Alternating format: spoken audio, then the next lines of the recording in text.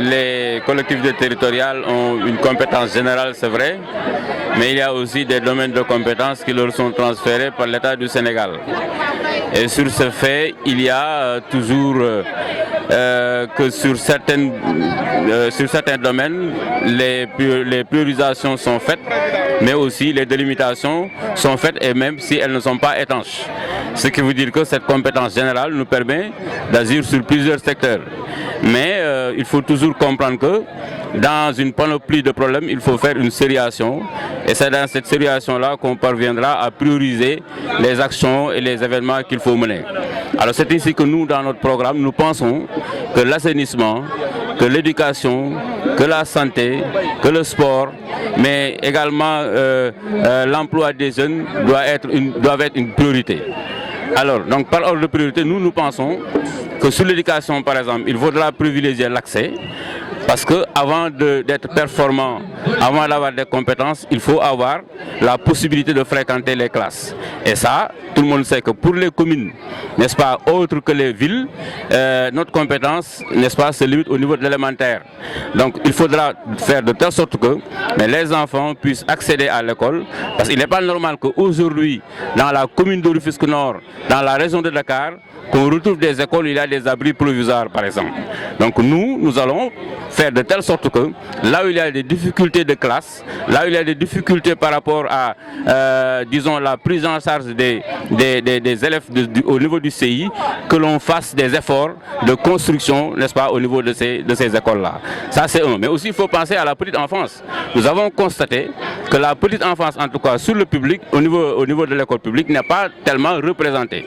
On les retrouve souvent dans le privé, et tout le monde le sait que ce n'est pas tous les parents d'élèves qui ont n'est-ce pas, les moyens pour pouvoir inscrire leurs enfants dans ces écoles préscolaires, parce que souvent ça coûte cher. Donc nous allons faire un plaidoyer au sein de l'État, au niveau de la carte scolaire, pour que dans les quartiers périphériques, souvent déshérités, où nous habitons, qu'on puisse quand même construire à la case des classes, n'est-ce pas, qui concernent le préscolaire, comme on le constate dans les autres communes où il y a la présence des cases des tout-petits, mais en tout cas au nord, il n'y a presque pas, n'est-ce pas, le préscolaire.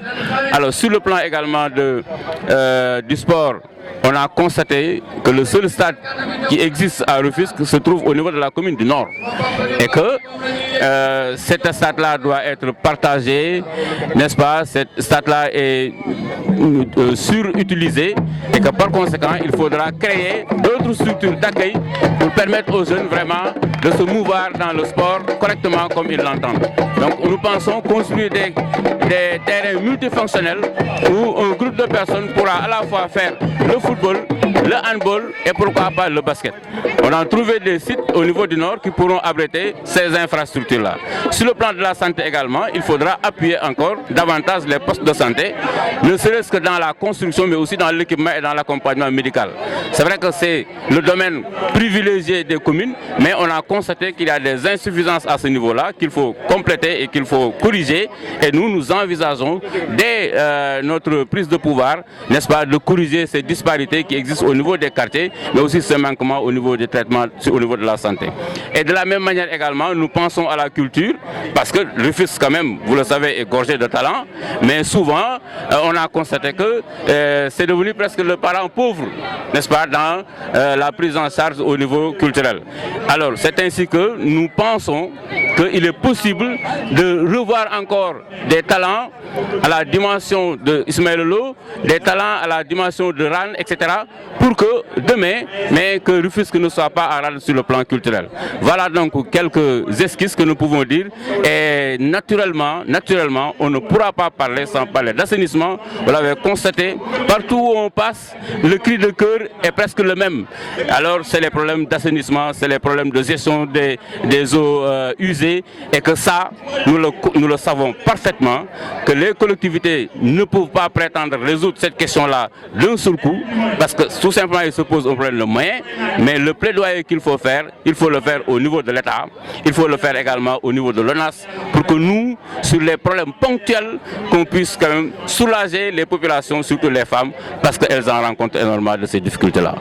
Voilà, parce que simplement, tout le monde le sait aujourd'hui, ce n'est pas une personnalité que l'on présente au Sénégal. Il a une dimension régionale, il a une dimension nationale, voire une dimension internationale. De par sa compétence, de par sa trajectoire, mais aussi de par son expertise.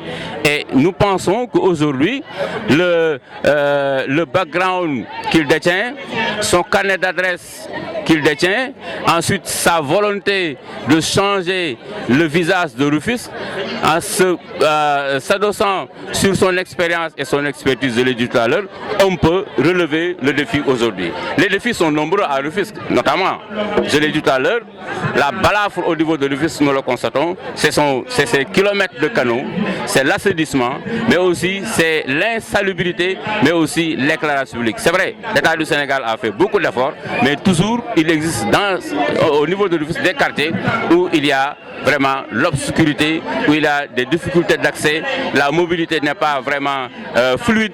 Donc Seydou peut être, n'est-ce pas, la clé du changement au niveau de Rufisque, parce que simplement sa trajectoire politique le permet, son expérience et son expertise le permettent, et voilà pourquoi nous pensons qu'avec lui on pourra relever les défis.